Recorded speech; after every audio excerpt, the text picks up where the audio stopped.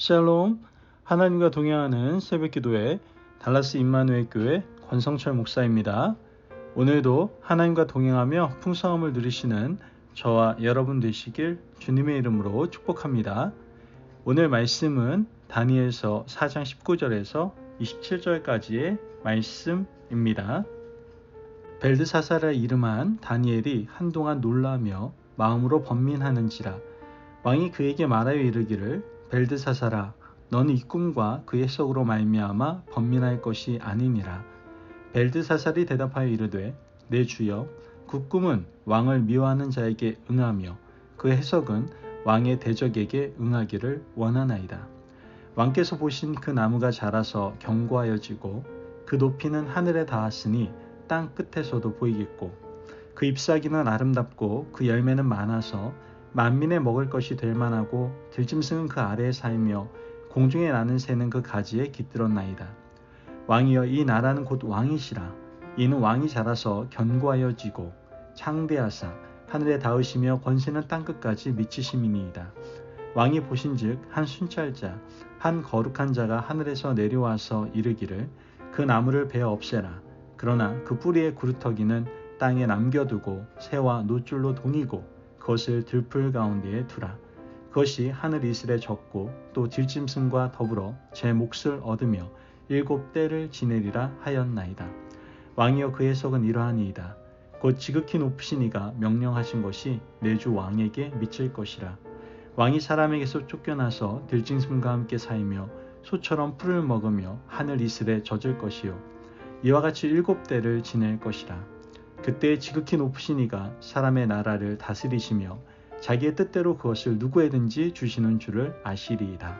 또 그들이 그 나무 뿌리에 구루터기를 남겨두라 하였은즉 하나님이 다스리시는 줄을 왕이 깨달은 후에야 왕의 나라가 견고하리이다.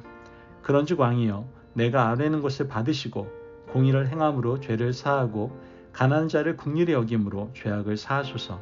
그리하시면 왕의 평안함이 혹시 장구하리이다 하니라. 아멘. 하나님의 말씀입니다. 여러분, 가정에서 키우는 애완동물은요, 식구들의 서열을 정확하게 알고 있습니다. 누가 결정권자인지, 누구에게 애교를 부려야 되는지, 누구에게는 짖어도 되고 짖으면 안 되는지 너무나 잘 알고 있어요. 특히 먹이를 주는 사람에게는 얼마나 애교를 부리는지 정말 놀라울 정도입니다. 애완동물도 자기를 사랑하는 사람과 먹이 주는 사람을 정확하게 알고 있는데 과연 사람은 어떻습니까? 사람은 자신을 지신 창조주 하나님을 알고 그분에게 절대 순종하며 살아가고 있습니까? 그렇지 않죠. 사람은 어리석게도 하나님에게 합당한 영광을 돌리지 않습니다. 오히려 자신이 세상에서 가장 뛰어난 줄 알고 살아가는 미련한 존재가 바로 사람이다라는 것이죠. 오늘 읽은 본문에 나오는 느부갓네살 왕이 그러했습니다. 느부갓네살 왕은 꿈을 꾸었습니다. 다니엘서 2장에서도 꿈을 꾸었고 또 4장에서도 꿈을 꾸게 되는데요. 이 꿈자리가 너무나 불길한 거예요.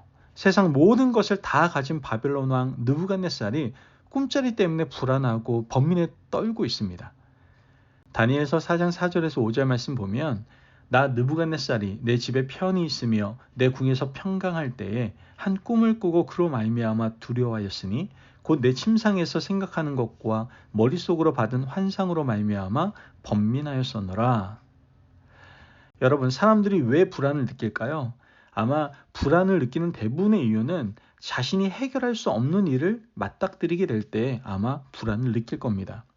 해결할 수 없는 일은 전능자에게 맡기면 되는데 그것을 못하기 때문에 불안한 것이죠. 이렇게 한번 불길한 예감이 들기 시작하면 걷잡을 수 없이 마음이 무너져 내립니다. 우리의 삶의 주인은 하나님이시고 하나님께서 나를 지으셨기 때문에 인도하실 것이라는 절대적인 믿음이 없다면 예측 불가능한 이 세상을 불안한 마음으로 살아갈 수밖에 없다라는 것이죠. 느부갓네살 왕도 제국의 영광이 영원하지 못할 것 같은 불안감 때문에 잠을 이룰 수가 없었던 겁니다. 그는 이미 거대한 신상 꿈을 꾸었고 다니엘의 해몽을 통해서 그의 나라가 영원하지 않다는 것을 깨닫게 되었습니다. 그 때문에 금신상을 만들어서 백성들이 그 앞에서 충성을 맹세하도록 했죠.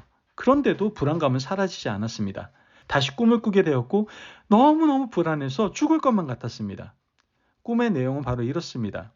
한 나무가 하늘에 닿을 듯이 높이 뻗어 있습니다. 거기까지는 보기 좋아요. 나무는 각종 열매를 냅니다. 그 나무 아래에 들짐승이 쉼을 얻습니다. 나뭇가지에 새들이 깃듭니다. 얼마나 보기 좋습니까? 그런데 갑자기 하늘에서 순찰하는 사람이 내려옵니다. 그는 나무를 베기 시작합니다. 들짐승을 내쫓습니다. 새도 쫓아냅니다. 보는 이가 불안에 빠질 수밖에 없죠. 하지만 한 가지 다행스러운 것은 뿌리와 구루터기는 그대로 남겨두었다라는 거예요. 꿈에서 깨어 이 꿈에 의미하는 바가 무엇인지 몰라서 다니엘을 다시 불러드립니다. 꿈 해석을 부탁을 하게 되죠. 다니엘이 왕의 꿈의 이야기를 듣고 잠시 멈칫거리더니 왕의 꿈을 해석해 줍니다. 큰 나무는 왕을 의미합니다. 지금 왕이 누리는 영광과 영화처럼 이 나라가 영원히 뻗어나가 하늘에 닿을 듯이 높이 뻗어 있습니다. 그런데 하늘에서 순찰하시는 분이 내려오시는데 그분은 하나님이십니다.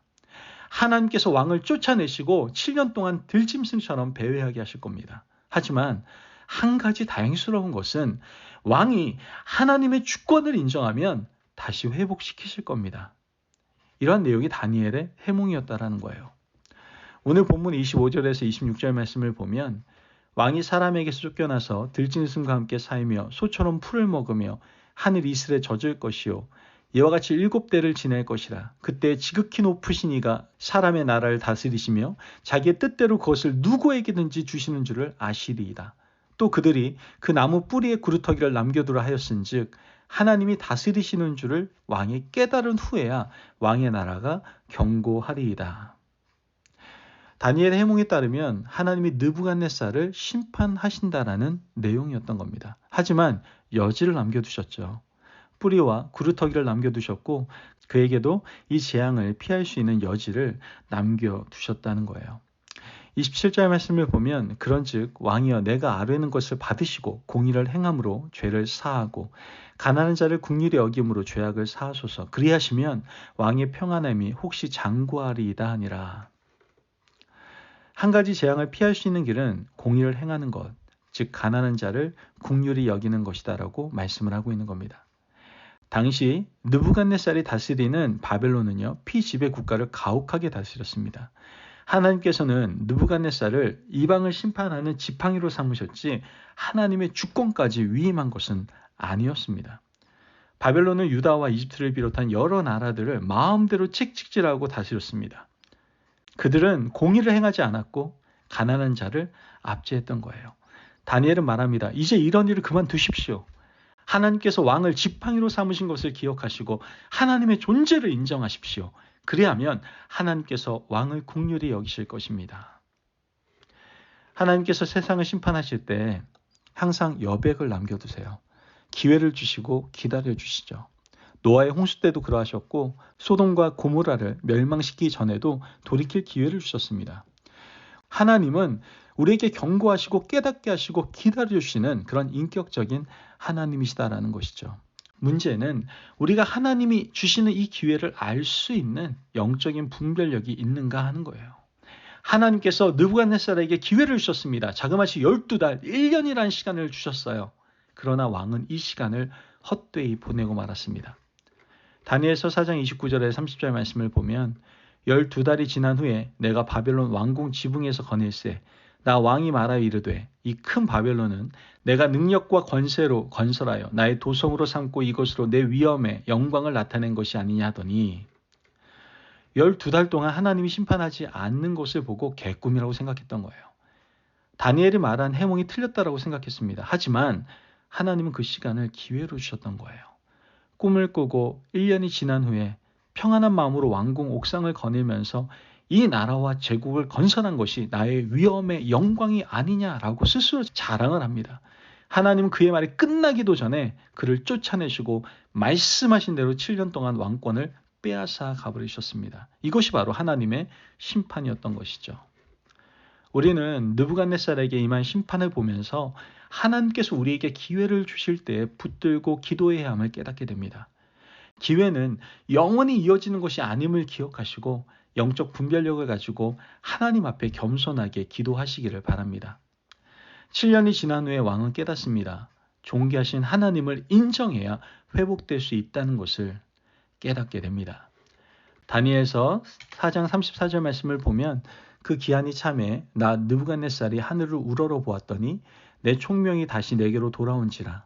이에 내가 지극히 높으신 이에게 감사하며 영생하시는 이를 찬양하고 경배하였나니 그 권세는 영원한 권세요 그 나라는 대대에 이르리로다. 아멘. 하나님께서는 돌이켰던 그를 회복시켜 주셨습니다.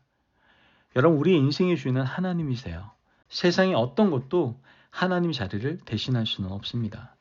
그러므로 오늘도 인생의 주인이신 하나님께 무릎을 꿇고 그분만이 나를 주관하시고 모든 존귀와 영광을 받으실 분임을 인정하고 살아가실 수 있는 저와 여러분 되시길 주님의 이름으로 축복합니다. 아멘. 기도하겠습니다. 사랑이 많으신 아버지 하나님 감사합니다. 오늘도 우리에게 귀한 말씀의 은혜 허락하심을 너무나도 감사합니다. 하나님, 모든 것이 하나님으로부터 온 것임을 고백합니다. 모든 것이 하나님의 주권 가운데 있음을 우리는 인정합니다. 늘 하나님의 주권을 인정하며 하나님께 영광 돌리는 삶을 살아가는 저희들 되게 하여 주옵소서.